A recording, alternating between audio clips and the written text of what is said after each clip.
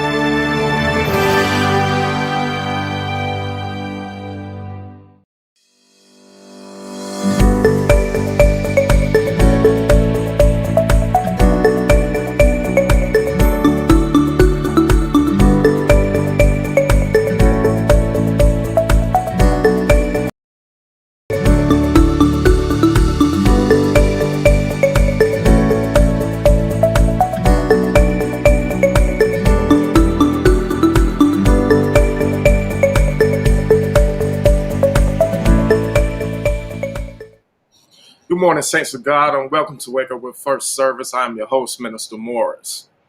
In our program this week, we're going to see the Jews rebelling against Moses, Aaron, and God.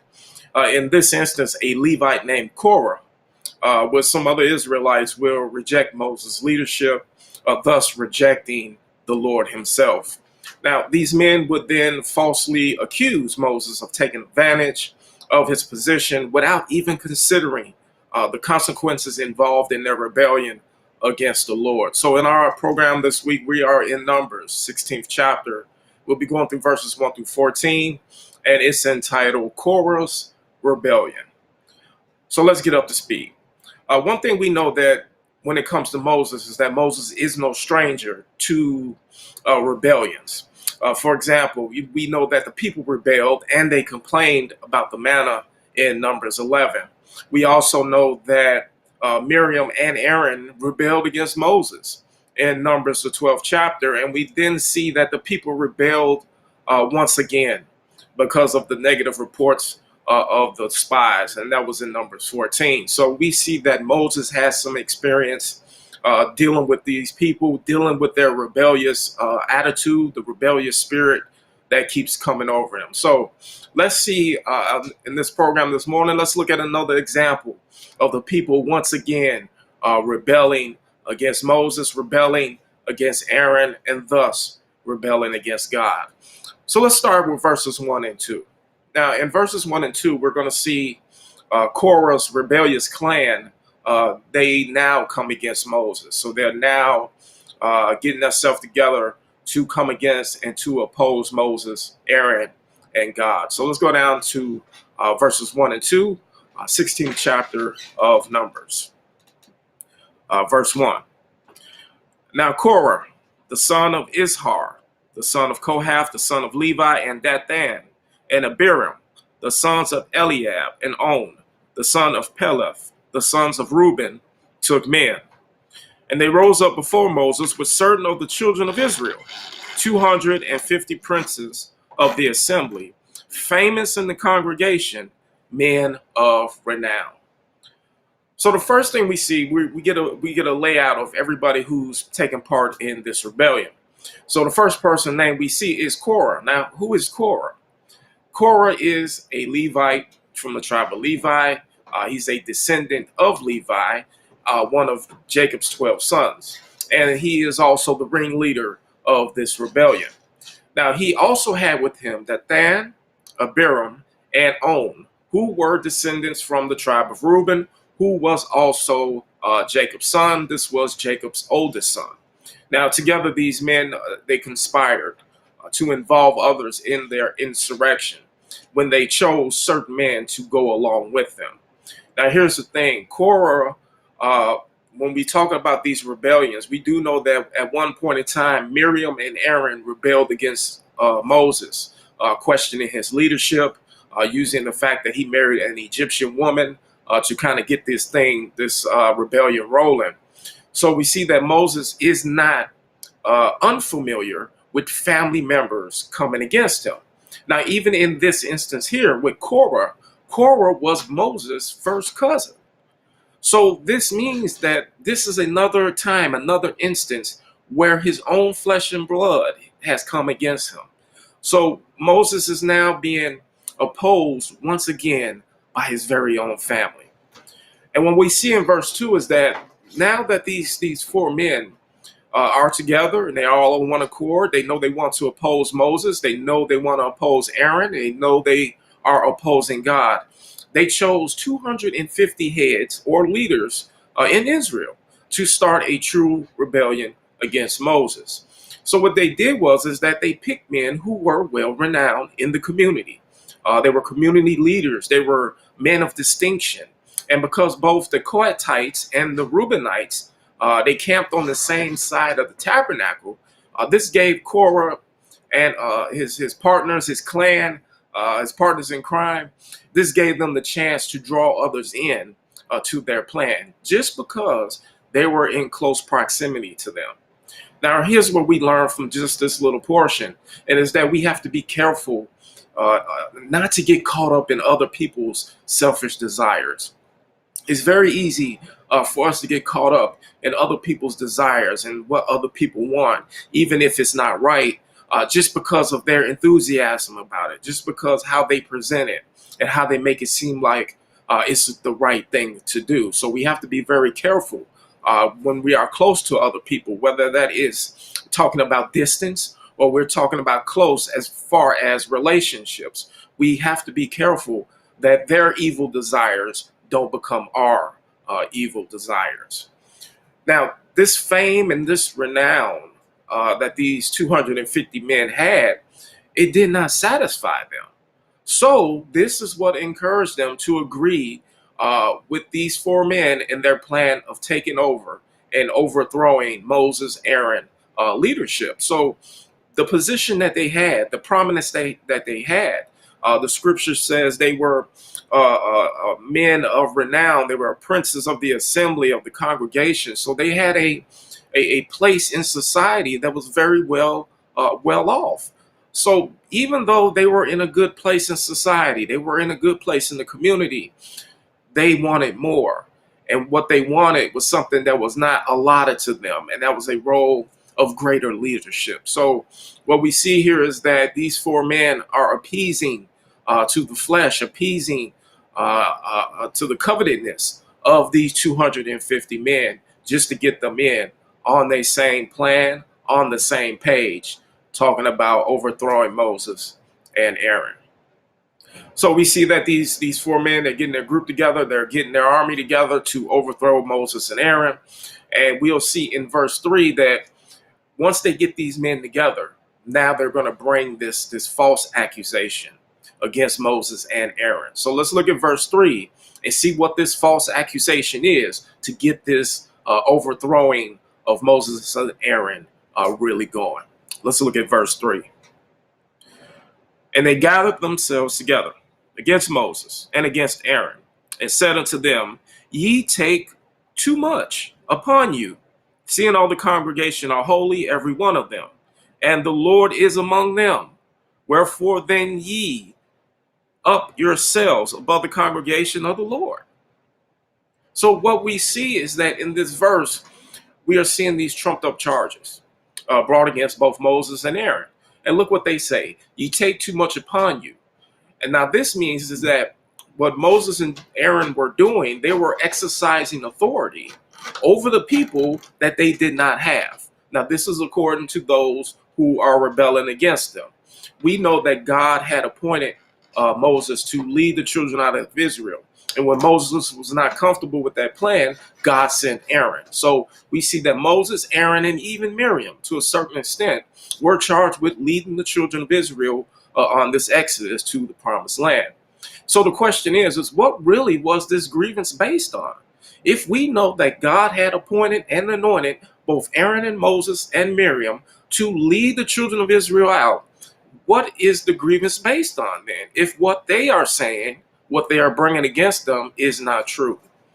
Well, based on the priesthood that was given to Aaron and his family, these men felt that it was an honor that was not Moses to give, or it was not for Aaron to accept.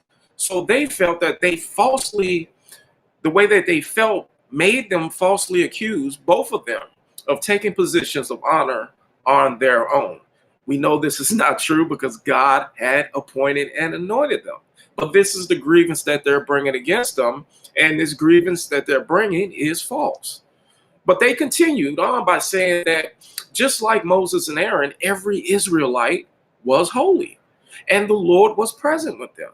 See, they felt that anyone could do what Aaron and Moses were doing.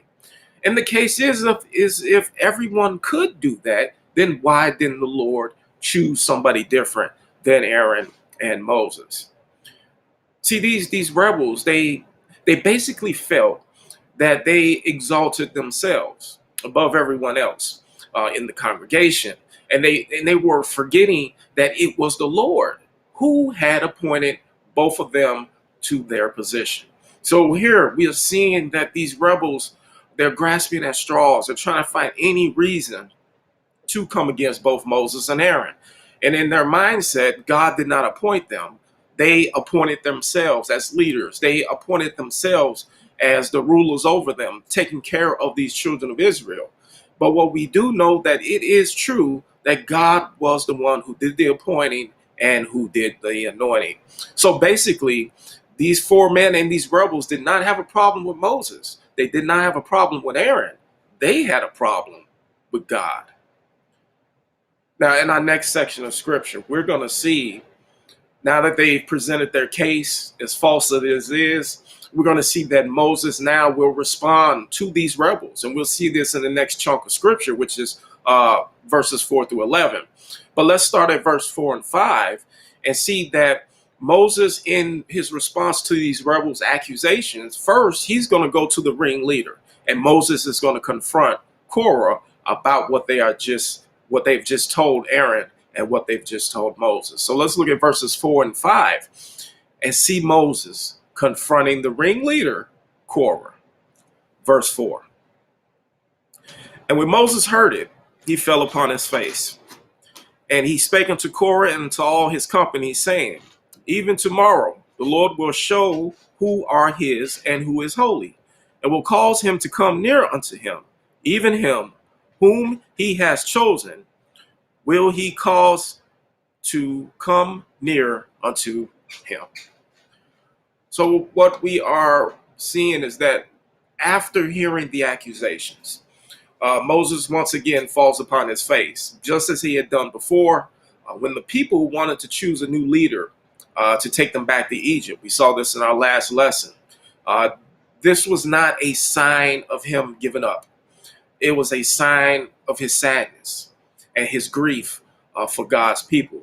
It was grief. It was grief unto Moses to see his people once again being rebellious, letting this rebellious spirit take over. It was grievous to him to see them once again fall into the wayside. Now, here, the thing is that Moses knew where he stood with the Lord. He knew the Lord would correct this rebellion, this wrong mindset, this rebellious spirit. Moses knew that the Lord would correct this at the expense of Israel. See, every time God has to correct these people, they pay for it. We know that they paid for it in the wilderness, rejecting the report of the spies, because now they had to wander around until that unbelieving generation died off. See, they paid for their sins. Moses didn't pay. Aaron didn't pay. Miriam paid to a certain extent, but we see that the children of Israel are paying for their own sins, and Moses knows this. And in verse 5, we see that Moses now decides to let the Lord decide the issue.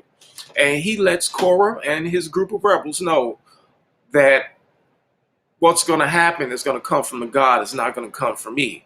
See, Moses was convinced that the next day, the Lord, in his own way, would show the rebels just who he is and who was holy and who he has chosen to come near to him. See, this is what Moses knew. Moses knew God was going to turn things around. He was going to turn things around quickly. And here's the thing about Moses. All these rebellions, all these people coming against him, speaking against him. Even in this instance, Moses still gave them a chance to change their minds. Look at what he said. Tomorrow, the Lord will show everything and everyone in their place. Not today, not an hour from now. He said tomorrow. Now, whether this was based on the Lord's instructions or was this just Moses trying to give them one more chance to get it right? Maybe if you sleep on it, maybe if you ponder on it all night long, maybe in the morning your mind will be changed and this disaster could be inverted. See, Moses still cares for those that he leads, and this is a great sign of a great leader. Still caring for the flock, still caring for the people that you are over, even though they are constantly and continuously coming against you. So we see this is a great example. We see the type of Moses is. We see now why God chose Moses. Because only Moses could put up with all these things. Only Moses could take this type of heat coming from the children of Israel. Now, verse 6 and 7. So we see Moses, he's heard the complaints, he's heard the grievance, he's responded that I'm not going to show you, the Lord will show you everything that you need to know to kind of squash this rebellious mindset, this grievance you have against me and my brother.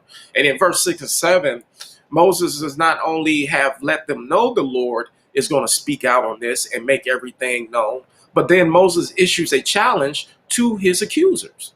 He's going to issue a challenge. If you feel that you are 100% right in your grievance, then this challenge should be easy for you. So let's look at verse 6 and 7 and see this challenge that Moses issues to those who are rebelling against him, Aaron, and the Lord. Verse 6. This do.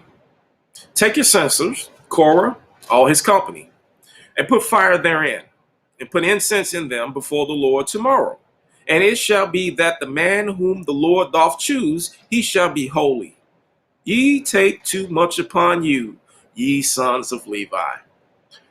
So what we see here is that Moses he begins his challenge by telling Korah and telling the group of rebels with him to put fire in their censers and put incense in them before the Lord tomorrow. So what they were supposed to do is take their censers and what? Offer incense unto the Lord. Now, mind you, many of these men that's in this group are Levites, but many of them are not priests. So for those who are Levites and who are priests, they would not be at fault in doing this. But those who are Levites but are not priests, this is a sticky situation that we've seen before in the lesson when the brothers were offering up strange fire unto the Lord and the Lord did not approve. Now, so we see that this challenge that Moses had put out to them. This was to prove the point made by Korah and his group. And that is that all the Israelites are holy and all of them are privileged, like Moses and Aaron. That even those in that 250 who were not part of the tribe of Levi and not allowed to offer incense could still do it. This is the case they brought. This is the grievance. Moses, Aaron, you're not the only two that can offer incense to the Lord. You're not the only two that can put fire in your censers because everybody in the congregation is holy. Everybody in the congregation has that privilege. This is their grievance. And what Moses does, he does not argue with them. He does not fuss with them. He does not fight with them. He just simply challenges the point that they're trying to make. Now, Moses then what? He continues that once everyone had put fire in their incense, put fire, incense, all these things in their censers, that then the Lord would choose the one who is holy. And Moses knew. He knew what was going to happen. He knew these men were so eager to prove their point. But then Moses, he turns their own charge against them. Turns it all back on them and asks them, you take too much upon you, you sons of Levi. So here we see Moses does have a sense of humor. He is now being a little bit smart, and he's turning it on them because what you're bringing forth is that me and my brother are doing too much in being right by God and doing what God has appointed me to do. Now you want to do it, so I am telling you that you're taking too much upon yourselves, ye sons of Levi. Now, here's the thing. Some of those who joined the rebellion Some of them were from the same tribe of Levi as Moses and Aaron. And this makes this rebellion so much more personal, because you figure that if we all came up in the same tribe, if we all came up with the same teaching, the same mindset, that we should all be on the same page. But this portion of this lesson proves that even though many of us grew up in the same household, we grew up in the same neighborhoods, we went to school with the same people in the same school, and many of us was in the same classrooms, that the mindsets are different. People tend to stray away. People have their own issues, their own concerns, their own wants, and their own needs. So something as simple as growing up in the same tribe sometimes is not enough to keep that covetous spirit down, to keep that spirit of rebellion down, especially if the people who are affected are wholeheartedly buying into it. So again, this is a very personal thing that's happening here, more personal than Miriam and Aaron turning against them, because these are priests and potential priests, tribes of Levi, who were set apart by God to serve him and serve in the sanctuary. And these are the same people that are now turning against the one who God has anointed. So we see Moses got his hands full, but he has put the challenge out. If you think you're right, if you believe what you're saying is true, then you should have no problem passing this test and passing this challenge.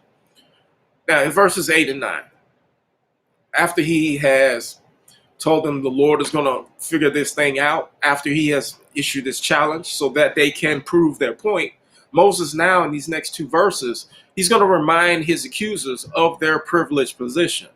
And that's a thing that is hard to do, and it seems like it shouldn't be necessary, but some people get so caught up in what they're doing and how they're doing it in the position or title that they're doing it in, that they forget that you're only there by the grace and mercy of God. You're only there because God saw fit to do it. You're only there because the Lord said so. And this is what Moses has to remind these Levites, remind these rebels, is that the only reason you are in the position you're in is because of the Lord. So let's look at verses 8 and 9 and see Moses make this point clear, that the position you have is privileged and it's because of God. Let's look at verse 8 and 9. Verse 8, and Moses said unto Korah, hear, I pray you, ye sons of Levi, seemeth it but a small thing unto you that the God of Israel has separated you from the congregation of Israel, to bring you near to himself, to do the service of the tabernacle of the Lord, and to stand before the congregation to minister unto them. So we see is that Moses is now turning his sole attention to the ringleader, which is Korah, reminding him that he was one of the sons of Levi, and that he and the other Levites who were part of this rebellion need to listen to him closely. Now here in verse 9, this is what Moses wants them to hear. Moses is telling the accusers to take a close look at their current status and how blessed they truly are, to take part in the privileges that comes with being a Levite. So Moses is telling them, look, step back. I need you to really look and understand how privileged and blessed you really are. How privileged and blessed you are to be a Levite, to be separated, to be able to serve the Lord in both before the people and in the tabernacle. You are in a blessed position, yet your spirit, your heart, your mind still yearns and covets for more. And this is what Moses is trying to do. He's trying to get this man's mind right, because he's about to make a big mistake and lose everything that God has given him. So here's the question. What were the privileges that Korah and the rest of these rebels were just being dismissive of? What was the privileges that God had gave them as being Levites, as being separate, as being the ones close to the Lord? Well, the first privilege that they were being dismissive of was that they were being brought closer to God to serve in the tabernacle. And that's a wonderful thing, to be brought before the Lord to serve in a house that's called by his name. That's a privilege. That's not an outright given right. God chooses who he wants to serve in his tabernacle, to worship in his tabernacle, to be part of his tabernacle. And the second thing is to stand before the congregation to minister unto them. That's a privilege. That's not a right. It's a privilege. It's a gift from God that any of us today, in any form or fashion, can stand before the congregation and minister unto them, to edify them, to teach them, to learn with them. It's a privilege. It is not a right. And this is what Moses is saying. The things that you have access to, the privileges that you are enjoying, is all because of the grace and mercy of God. Not because who you are, not because of the title you have, not because of the teaching you have acquired. It is because God saw fit that you could be in the tabernacle close to him. It is because God saw fit that you can stand before any congregation and minister unto them. So Moses wants their mind to get right. Understand that the position you have, the privileges you enjoy, is not because of you. It is only because of the Lord. Now, Korah and the accusers evidently have forgot it's an honor just to be close to the God, just to serve him and to serve the people in the tabernacle and to be before the congregation teaching and preaching and edifying and uplifting the people. It's an honor to do that. It's a privilege to do that. It is also a great honor to be chosen by God, to care for the vessels in the sanctuary, and to be used in any part of the service of the tabernacle.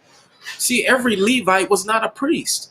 Some Levites just took care of the vessels. Other Levites were part of the priesthood. They worked closely with the high priest. But the other ones, they just worked in the tabernacle, keeping things decent and in order. And that's an honor just to do that part. See, these rebels, they needed to be reminded that it was the Lord who separated them. And it was his choice to put them in their positions so they should have been more than satisfied and more than grateful. All because of what God saw fit to do with them, to do through them, and to do for them.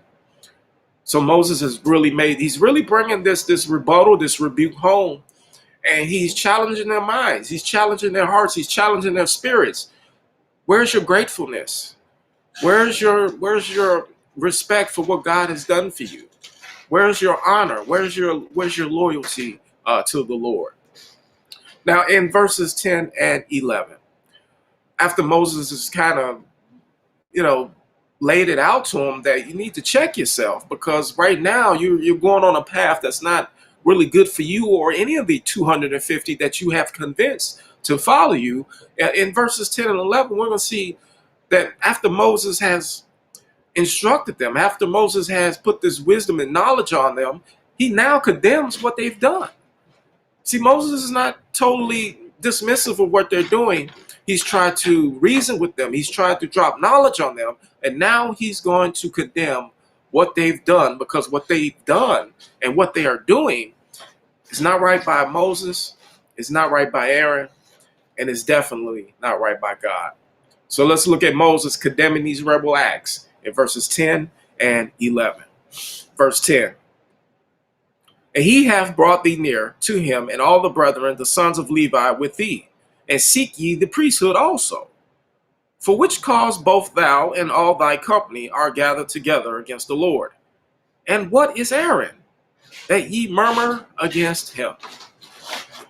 So after asking Korah and the rebels if they thought their privileges that the Lord gave them was a small thing, Moses then confirmed the fact that the Lord brought Korah near to him and gave the rest of the Levites that same privilege. See, the Levites' privileged position as servants in the tabernacle and among God's people, it should have been more than enough for them. And there was no need at all for the Levites who were not called to be priests to seek the honor of the priesthood. See, they were already close to the Lord by being a Levite. And they were blessed because they was close to the Lord because they were a Levite. There was no need for a title. You was already close. You was already blessed. You was already doing work in the tabernacle. Maybe not as a high priest, but you were doing work with the Lord, being close with him in the tabernacle. Why do you need a title? And this is the part. This is why this rebellion is so crazy, because they had all the privileges, they had all the honor, they had all the closeness you can get with God. They had all the they can go in the tabernacle and they can serve the Lord and take care of the tabernacle and be before the people and be before the congregation. But it was not enough, because they could not do all of that without a title. So we see, again, lesson in a lesson. Sometimes we don't see the forest because of the trees. Sometimes we don't see how blessed we are because of the one little thing that's not included in the blessing, and it's holding us up. And we get hung up on it. So let us look and let us check ourselves to know that we are grateful, we are honored, we are privileged to do whatever we do in whatever house of worship that we are in, regardless of title, regardless of rank, regardless of what's before your first name or what prefix. It does not matter. We are all children of the Lord. We are all saints of God. We are all worshipers of the one true God. And it does not matter what title you have. It does not matter what position you're in. Are you blessing the Lord? Are you honoring God? Are you working in the kingdom? Are you edifying those who have come to be taught, to be lifted up? Are you doing these things? Then if we are doing these things, what's the title? It's nothing more than a name. And what we want to do is to constantly honor and bless the Lord in spite of a title, because of the position that he has put us in. And this is what these rebels, this is what Korah is missing. You're so hung up on the title, you don't even understand the blessings that you're turning away from, that you're jeopardizing because of your rebellion. And then we see in verse 11 that Moses then tells Korah that desiring the priesthood was the reason for their mutiny. It was the reason for their rebellion. Not because of the false reasons that they had brought up, saying that you have put yourself over everybody and you're ruling so like a tyrant and all these things. No, it's because you desired the priesthood, and God did not give you that. You can work in the tabernacle, you can be close to me, you can teach the people and before the congregation, but you won't have the title. And to some people, that title means everything. And we see that Korah and the rebels are like, there are these people who they're not satisfied unless they have the title that goes along with all the privileges. So what we see is that any rebellion against the Lord's chosen is a rebellion against him. So because Korah and his rebels have now came against Aaron, came against Moses, they are in fact coming against the Lord, because the Lord put all these things in place, not Aaron and not Moses. See, the reason for them coming against Aaron and his descendants was that they were the only ones in Israel chosen to be priests with Aaron as the high priest, and God put them there. So they were mad with Aaron because Aaron had this blessed opportunity that his lineage, his descendants, his bloodline will always be in that position. And any high priest would have to come out of the bloodline of Aaron, out of his descendants. It didn't matter how great any other family was. Aaron, that lot fell upon Aaron and his bloodline and his descendants. And there was nothing that nobody else can do about it but be happy for Aaron. Be happy for his family.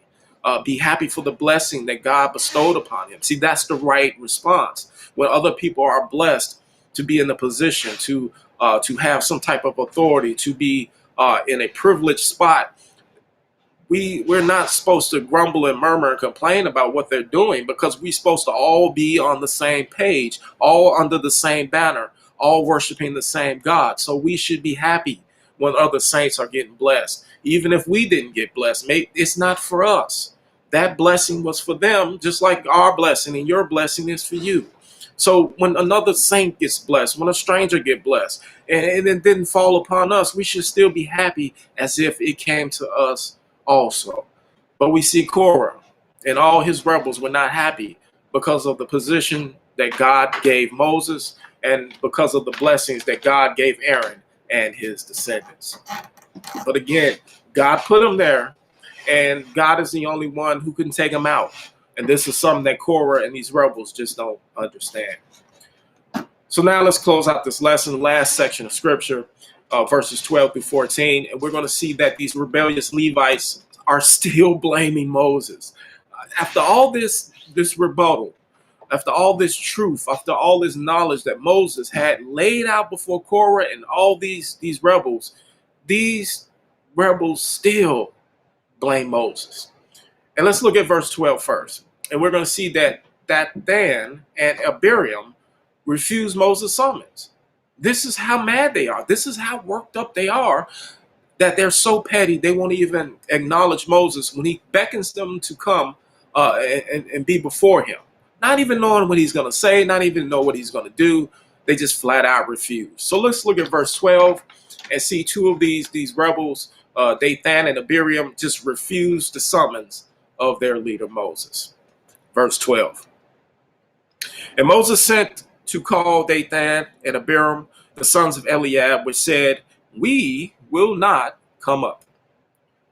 So after Moses heard what Korah had to say, and after he got that all straightened out, he now called two of the other rebels for their own input. Let's see what they have to say. Let's see how they feel. Let's see how this is weighing on their minds about this matter. And instead of answering Moses' call and presenting their grievance and presenting their case and getting it off their chest, they just flat out refused to obey his summons because they refused to acknowledge and or accept his authority. So this refusal to come before Moses when he called for them was just them saying, you know what, we don't acknowledge you as leader, and we don't acknowledge your authority. We don't accept you as leader, and we don't accept your authority. So what they were doing, they were showing disregard for God's leaders, and this is in fact showing disregard to the Lord. So we see that this spirit is really heavy on everybody. It ain't just Korah. We see that the other two founding members of this rebellion, Dathan and Abiram, they are steadfast in their rebellious mindset. And this is what happens when we start yearning for things that God has not given us. God has infinite wisdom. If God wanted Korah and Dathan and Abiram and On and all the other 250 in the temple, in the tabernacle as priests and as high priests, then he would have put them there. But we have to be satisfied with whatever God does for us, whatever position he puts us in, and however he blesses us. We have to be satisfied because he is God and he is all-knowing. Now, finally, verses 13 and 14, we've heard the accusations brought against Korah as a group, as a whole, with all the rebels. But now we're going to see even more accusations coming against Moses. And these accusations are coming from these two rebels, Dathan and Abiram, because they have a different feel about what Moses has done and how he has how he's grieved them, how he has disrespected them in a certain way. So let's look at these accusations that these two rebels are now bringing against Moses. So let's look at verses 13 and 14 in closing. Is it a small thing that thou hast brought us up out of the land that floweth with milk and honey, to kill us in the wilderness, except thou make thyself altogether a prince over us? Moreover, thou hast not brought us into a land that floweth with milk and honey, or given us inheritance of the fields and vineyards. Wilt thou put out the eyes of these men? We will not come up.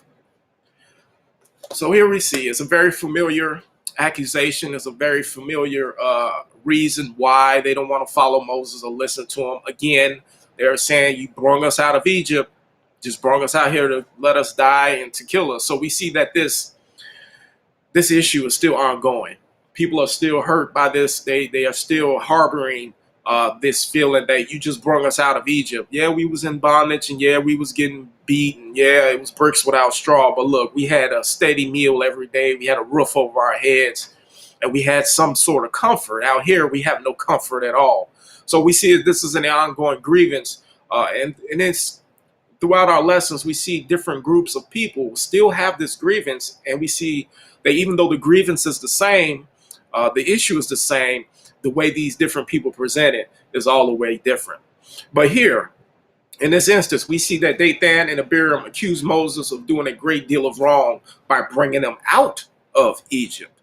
And the worst part about it is that this accusation is that they describe Egypt as a place where they spent 400 years as slaves, as if it was the promised land, calling it a land that floweth with milk and honey. And since we know the story, we know that they are doing nothing more than lying to Moses as well as themselves. These two, they felt that what the Lord had promised them in Canaan, land of milk and honey, land of opportunity, land of a second chance, that this land could not compare with what they had in Egypt. What they had in Egypt in their mind was greater than what God had for them in Canaan. So the question is, what did they actually accuse Moses of? Now we know they say you brought us out to let us die, and you're going to lead these people blindly. You just want them to blindly follow you, and so on and so forth. But what was the real issue? What was the real accusation that Dathan and Abiram were bringing against Moses? Now we know Korah's accusations, but what is these two men's mindset? Well, the first thing is that he brought them out of Egypt just to kill them in the wilderness. This is how they felt. This is how majority of the people felt. As we've seen throughout our lessons, this always comes up. You brought us out just to kill us. When they was talking about the manna and the quail, the first thing that came out their mouths was, you just brought us out of Egypt into the wilderness just to let us die. And we see that this is totally false, because in spite of being in the wilderness for the time they were in, they were well taken care of in the wilderness. We don't hear about them starving. We don't hear about them being thirsty. We never heard about their clothes being tattered, their shoes being ran down. We never heard about them having to sleep under the open air, the rain, or whatever else, the elements.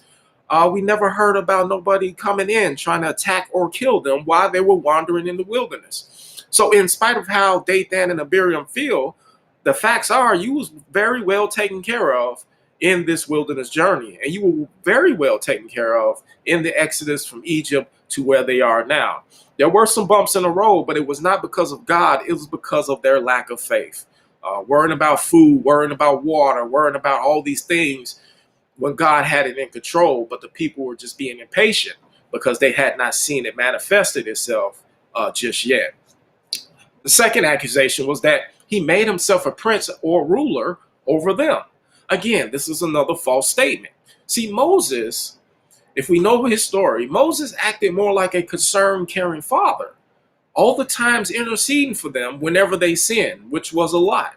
And he also tried to, we also know he tried to get out of this leadership role when he was talking to the Lord in the burning bush. So Moses didn't even want the job. Moses put up all these excuses. I'm not a learned man. I can't speak well. Who did I say sent me? See, he came with all these excuses because he did not want to do it. This proves that Moses did not make himself a prince or rule over them. God did. The third grievance, he was lying to the people. He was just outright lying. See, Dathan and Abiram accused Moses of lying about God leading them to the promised land and that God would give them that same land for an inheritance. See, they felt that Moses did not make good on either promise, and this too is false because God made the promise. Moses just told the people about the promise. And also, God does not lie. You're impatient, you're in a rush, you're in a hurry, but everything has to be done in God's time. And the fourth grievance is that Moses' leadership was overbearing. They felt Moses was leading them as if they were blind and they had no say-so.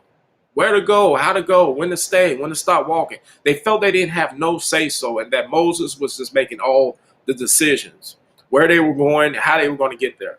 This too was false. See, Moses was leading them from bondage, which was Egypt, to true freedom, which was Canaan. Moses was being obedient to the Lord, not overbearing to the people. And we do see that a lot of times we can get those two mixed up. I'm not being overbearing, I'm being obedient unto the Lord. So in our program this morning, we've seen how Korah and the rebels repeatedly accused Moses of keeping them out of the promised land and lying about where they're going and killing them in the wilderness. These were all the accusations that these rebels brought against Moses. But what we've witnessed today is that even the best people cannot please everybody. But if we are going to please the one that truly matters, which is the Lord, then we must respond like Moses and like Aaron, with humility and with understanding to those who he has appointed and anointed. So, what have we seen today? Well, we've seen that the proper response to false accusations is humility. We didn't see Moses argue. We didn't see Moses fuss or fight. All Moses did was act with humility, falling before them on his face, once again showing his how how taken aback he was by these accusations, how he was hurt by them, but he did not step out of that humility. He did not step out of being humble or meek. He didn't lay out his whole resume. Look what I've done. I did this for you. I did that. He didn't go through all that. He met these accusations with humility, proving that he was the leader that God knew that he was. We've also seen that even well-renowned people can lead us astray. Korah, Dathan, Abiram, On, the 250 well-renowned known men, leaders, and community leaders all went to the wayside. So it didn't matter what title they had, they still went the wrong way. And this was just showing that you were so caught up in being called a priest, so caught up being a high priest because you wanted the title, but even the title as well-renowned community leaders, men of stature, men of integrity, those titles you already had, and look how you acted. So we see that titles don't mean nothing when we're talking about the mind, the heart, and the spirit of a person. That's what matters. That's what matters. The title doesn't change the person. The title just brings out the worst in some people. So we see it's the spirit that we need to be concerned with. It's the heart that we need to be concerned with. And it's the mindset that we need to be concerned with, not the title that comes before their name. And we've also seen that we are our brother's keepers. Moses tried to keep the people on the right track. He's been doing this since day one. So Moses truly understands we are our brother's keepers. We are supposed to look out for one another, care for one another, lift one another up. And in return, other people are supposed to care for us, look out for us, and lift us up. So we have to be caretakers of one another, overseers to one another, and we have to be our brother's keeper. So what have we learned? We learned we should be grateful that God includes us in his plans at all. God could just do what he wants when he wants, but it's a good thing we have a God that includes us to a certain extent in the plans he has for us in our life, in the life of our children, in our work life, or maybe our educational life. It's a good thing when the one who has all power and all knowledge includes somebody like us in the plans for us. We've also learned that God's plans are always right and good. How can his plans not be right when he's right? How can his plans not be good when he's good? Only time we see that the plans is not right and it's not good is when we fail to understand the plans of God, which means we need to learn. We need to get a better understanding of the Lord. If we want to understand how he works, how he maneuvers, how he blesses, how he heals, how he uplifts, how he encourages, how he makes a way out of no way, then we need to understand who God is and what he's all about. Then we'll get a better understanding of the plans he has for us in this life. And finally, we've learned that even though jealousy is part of the church, especially when we're talking about roles in the church, it's just a fact of life. But even though jealousy of the roles in the church exists, we should be grateful for the role the Lord has given us. And it's not about being a minister, a deacon, or usher, whatever it is. The role that God has given to us that's most important, the title that really means something, is saint and child of God. Blessed is the title that we should be concerned with. Anointed is the title we should be concerned with. Healed is the title that should be concerned with. Not all these other titles that mean nothing. You can be a minister, but you are a sick minister. You can be a deacon, but you are a depressed deacon. See, we are talking about titles the way that Korah and these rebels are talking about. The title that means something is blessed and anointed and highly favored. Those are the only titles that matter. Those are the only titles that carry weight. And those are the only titles that we should be concerned about. So I hope you have enjoyed this lesson today. That's all the time that we have. And I encourage you to tune in to the 11 o'clock hour for the Hour of Power, where our leaders of the gospel are going to give us a word and give us a teaching to keep our mind focused on the Lord and moving forward. So on behalf of Miracle Corner, I've been your host today, Minister Morris. And as always, be safe, be blessed, and be encouraged. Until we meet again.